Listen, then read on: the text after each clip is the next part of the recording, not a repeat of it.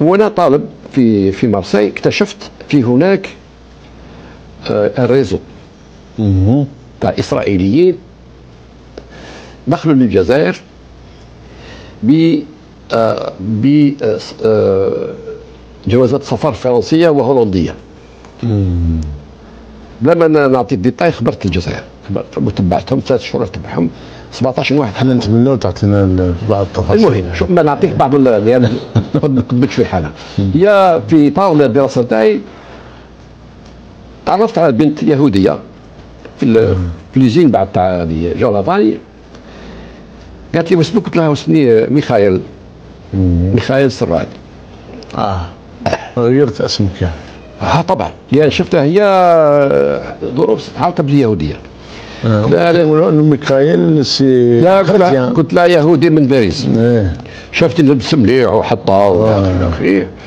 قالت لي تبان عليك ملياردير. قلت لها وي افكتيفمون مي بارون سون ملياردير وراني فقير جدا ما كان والو. يوم من الايام قالت لي انا نروح عند نعرضكم نروحوا عند خالتي هاي تكون هنا في سانسير، عندها فيلا في سانسير. بنها راه في الجزائر، بنها ضابط نتاع الصهال اسرائيلي وراه يخدم في سوناتراك في الجزائر. هذه معلومات من ذهب جاتني من لا يخدم في لا صح. رحنا عند خالتها هذيك نحكيو. قالت لي وي خالي في الجزائر لان قتل بزاف فلسطينيين وهربوهم من اسرائيل باش ما يقتلوش اصحاب الولاء، ولكن ماهوش وحده. ماهوش وحده، مع فريق يعني. مع فريق كبير. واش درت انا؟ اصدقائي زملائي ما سمعوش، ما على بالهمش، ما قلت لهمش. ما على بالهمش خلاص. طبعا امر سري يعني. مشيت الله يرحمه كان توفى ولا يذكر بالخير، كان زرحي هو كان كبير سنا، واحد اسمه بولبينا كونسي جينيرال تاعنا في مارسيليا. رحت له كي وصلت للقنصل ما حبوش يستقبلوني. عافرت هاوشتهم ولا فينالمون استقبلني. دخلت عنده قلت له انا راني جيتك، راني اكتشفت مؤامره سريه في هناك ضباط تاع الصحراء دخلوا الجزائر عبر البترول والغاز الى اخره في حسي مسعود راه في سوناتراك الى اخره. قلت له وي. قلت له نعم. قال لي ولي السطاج تاعك عادي كمل هذاك بعد نخبروك. اسبوع بعد جاوني زوج زونفاي سبيسيون من الجزائر، مرا وراجل عاوضين الغداء. قال لي حكينا فهمتهم. قلت له راني صدفه على الصداقه برك في اطار عمل تاعي في اطار الدراسه تاعي اكتشفت باللي هناك ضباط ساميين تاع اسرائيل تاع صهاينه راهم في الجزائر. قال لي فهمتهم. جاوني جماعه دوك زوج قال لي شوف دوك نكريو لك ابارتمون، نقضيو لك كل ما هو اسرائيلي، لي درابو لي شونسون لي فوتو كل شيء، نشريو لك كيب هذيك ديرها واقرا كمل القران تاعو وكمل العمل تاعك. يعني تصهدين شكلا كل شيء اسرائيلي في البيت هذا، كل شيء حتى لي درابو كل شيء. وبديت سقسي بشوي وقال لي هاف دراهم اصرف كما تحب، المهم عوضهم في الليل ولا في النهار، عوضهم وخليهم يتكلموا. في فترة تقريبا 3 شهور 17 واحد كشفتها. 17 واحد. بينما يوم من الايام درت غلطة. كنا نروحوا نتعشاو عند واحد بيانوار من باب الواد، ونهضر له على باب الواد، يهضر على باب الواد يبكي هو وزوجته وحنا من باب الواد. انا ما قلتلوش جزائري ولكن قلت له انا في باريس، انا يهودي من باريس الى اخره. المهم خليته يهضر على باب الواد ويشكر ويبكي وكذا الى اخره. نهار طلعت انا في النهار غلطت، رحت للقنصليه شافوني. شافوك وانت تدخل القنصليه. كشفوني جاو في الليل باش يهزوني، جاو باش يهزوني. هذاك الكوبل هذاك دخلوني في الجدار اون بان تاعهم في بار ريستورون في مارسي في لابلاص بعد لا جولييت. دخلوني داخل حتى يجيو هذوك وراحوا. بقيت عندهم حتى الصباح 10 تاع الصباح وانا عند في البار هذاك مخبي. من ثم مشيت مباشره القنصليه، من ثم هزوني القصيره روحت. وما كان يقصش المصير هذوك 17 هذوك اللي شفتهم. انا ما نعلمش هذيك الساعه كساعه الجيش تحرك وحكموهم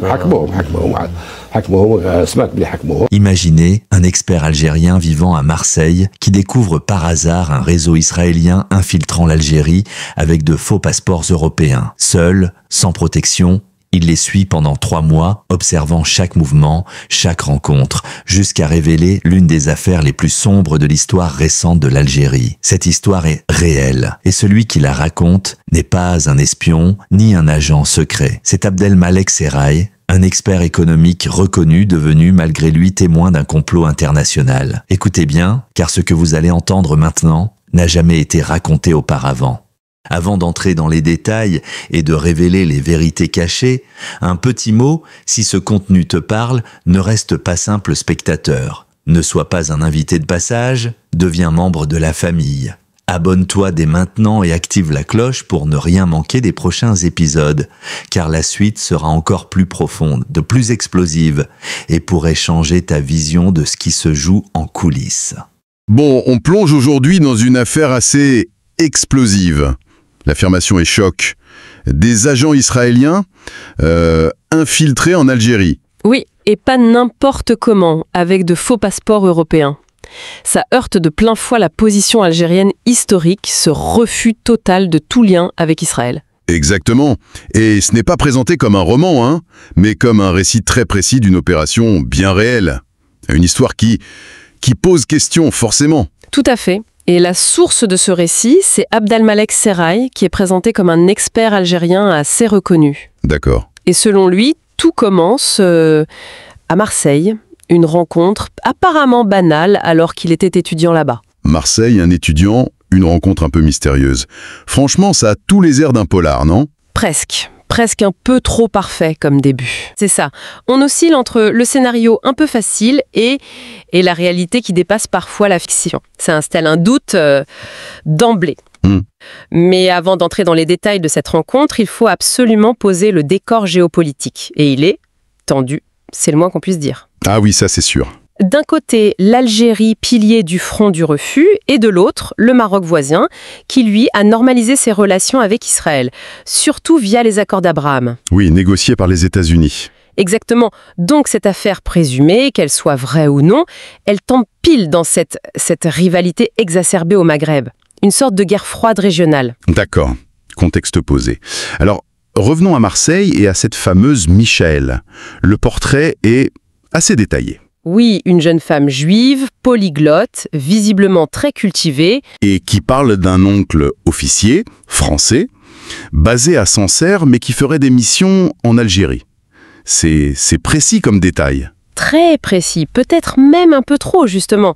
Cette couverture, l'européenne cultivée, les connexions influentes mais un peu vagues, c'est classique, oui, mais ça sonne un peu scénarisé. Une légende, comme on dit dans le milieu. Un peu trop bien ficelée pour être tout à fait honnête. Eh bien, c'est justement ça. C'est l'accumulation de ces petits détails, ces signaux faibles, qui auraient mis la puce à l'oreille de Serraï. D'accord. Pris séparément, bon, un oncle officier, pourquoi pas. Les langues, la culture... Mais tout mis ensemble, ça commence à clocher. Surtout les allusions au voyage en Algérie, au contact sur place. Et Marseille, bon, on sait que c'est un carrefour international. Le milieu étudiant, c'est aussi un terrain propice pour ce genre d'approche. Oui, c'est vrai.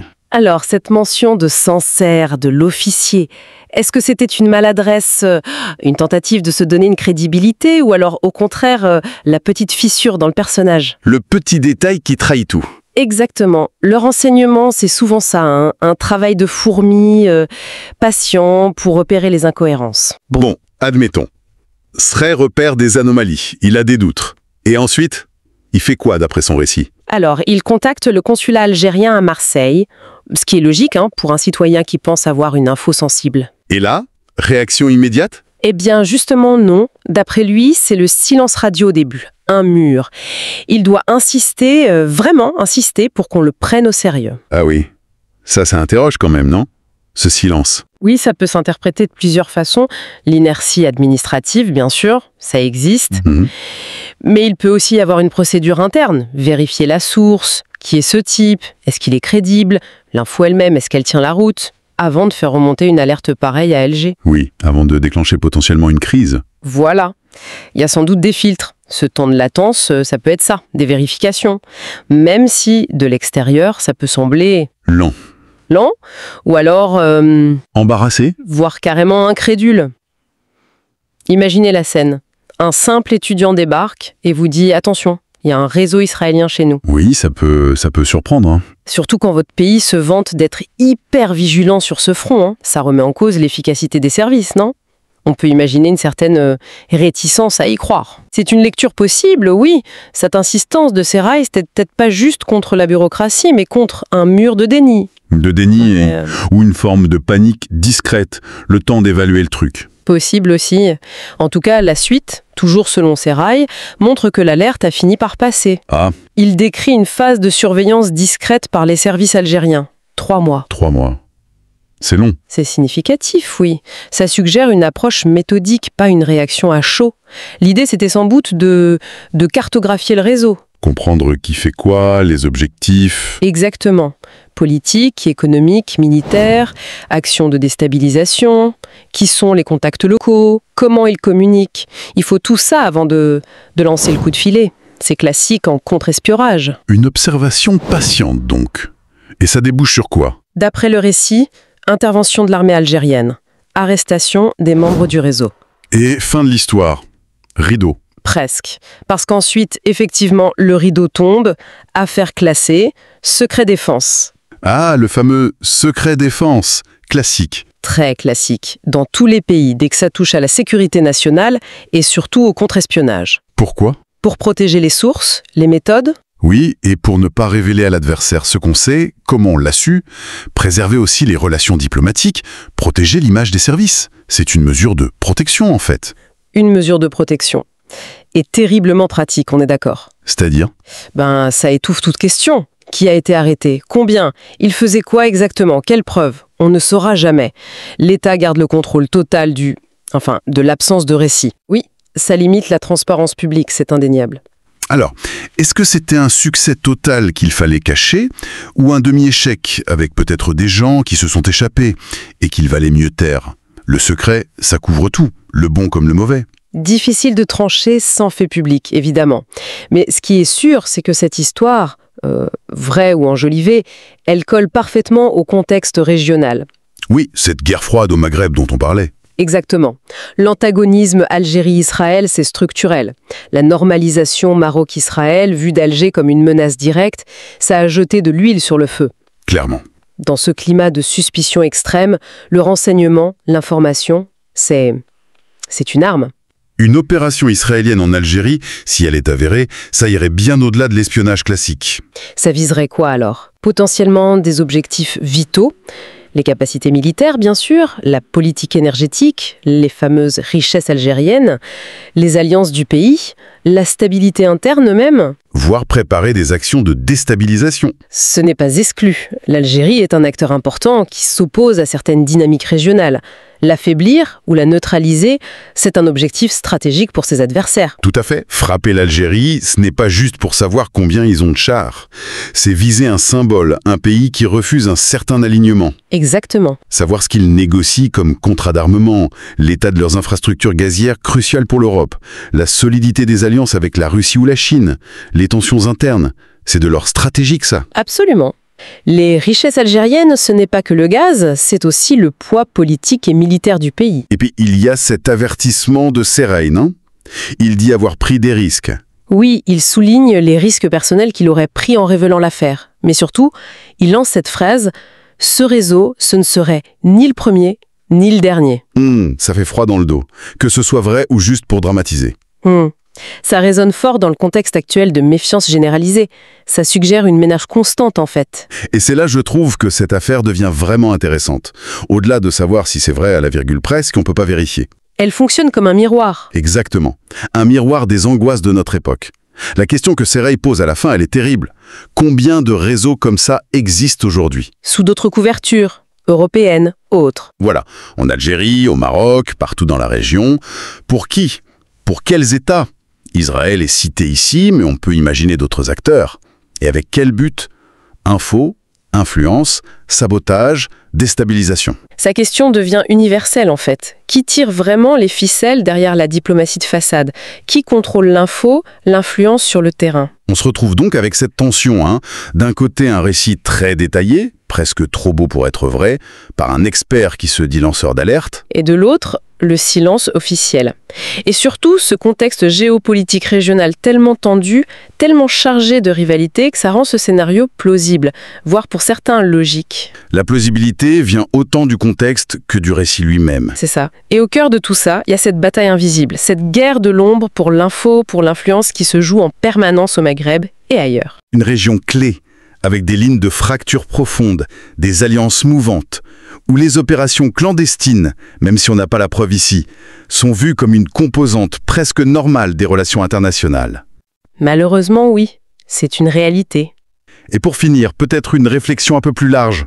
Allons-y.